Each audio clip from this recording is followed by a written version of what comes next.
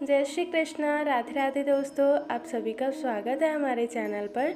तो दोस्तों, आज की एकादशी का नाम है अपरा एकादशी, जिसे कि अचला एकादशी के नाम से भी जाना जाता है। आइए आज की एकादशी की व्रत कथा शुरू करते हैं। युधिष्ठिर कहने लगे कि हे भगवान, ज्येष्ठ कृष्ण एकादशी का क्या नाम है तथा उसका महात्म्य क्या है, सो कृपा कर कहिए। भगवान श्री कृष्ण कहने लगे कि हे राजन, यह एकादशी अचला तथा अपरा दो नामों से जानी जाती है। पुराणों के अनुसार ज्येष्ठ कृष्ण पक्ष की एकादशी अपरा एकादशी है, क्योंकि यह अपार धन देने वाली है। जो मनुष्य इस व्रत को करते हैं वे संसार में प्रसिद्ध हो जाते हैं। इस दिन भगवान त्रिविक्रम की पूजा की जाती है। अपरा एकादशी के व्रत के प्रभाव से ब्रह्म हत्या, भूत योनि, दूसरे की निंदा आदि के सब पाप दूर हो जाते हैं। इस व्रत के करने से पर स्त्री गमन, झूठी गवाही देना, झूठ बोलना, झूठे शास्त्र पढ़ना या अपनाना, झूठा ज्योतिषी बनना तथा झूठा वैद्य बनाना आदि सब पाप नष्ट हो जाते हैं। जो क्षत्रिय युद्ध से भाग जाएं, वे नरकगामी होते हैं, परंतु अपरा एकादशी का व्रत करने से वे भी स्वर्ग को प्राप्त होते हैं।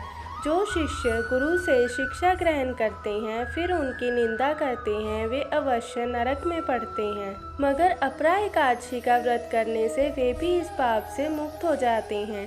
जो फल तीनों पुष्कर में कार्तिक पूर्णिमा को स्नान करने से या गंगा तट पर पितरों को पिंड दान करने से प्राप्त होता है, वहीं अपरा एकादशी का व्रत करने से प्राप्त होता है।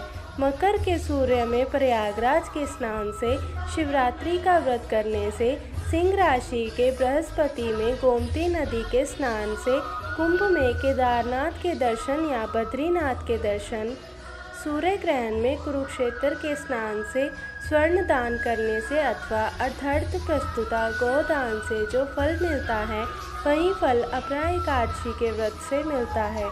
यह व्रत पाप रूपी वृक्ष को काटने के लिए कुल्हाड़ी है, पाप रूपी ईंधन को जलाने के लिए अग्नि, पाप रूपी अंधकार को मिटाने के लिए सूर्य के समान, मृगों को मारने के लिए सिंह के समान, अंत मनुष्यों को पापों से डरते हुए इस व्रत को अवश्य करना चाहिए। अपरा एकादशी का व्रत तथा भगवान का पूजन करने से मनुष्य सब पापों से छूटकर विष्णु लोक को जाता है। इसकी प्रचलित कथा के अनुसार प्राचीन काल में महिध्वज नामक एक धर्मात्मा राजा था। उसका छोटा भाई व्रजध्वज बड़ा ही क्रूर, अधर्मी तथा अन्यायी था। वह अपने बड़े भाई से द्वेष रखता था।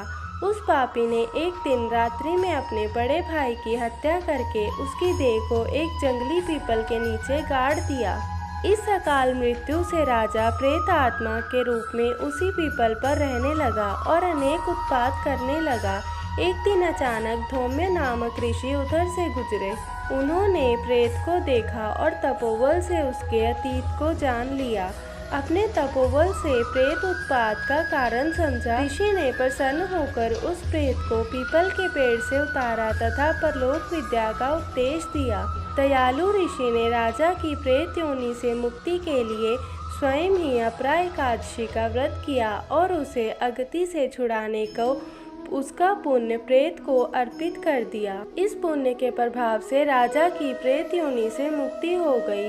वह ऋषि को धन्यवाद देता हुआ दिव्य देह धारण कर पुष्पक विमान में बैठकर स्वर्ग को चला गया। हे राजन, यह अपरा एकादशी की कथा मैंने लोकहित के लिए कही है।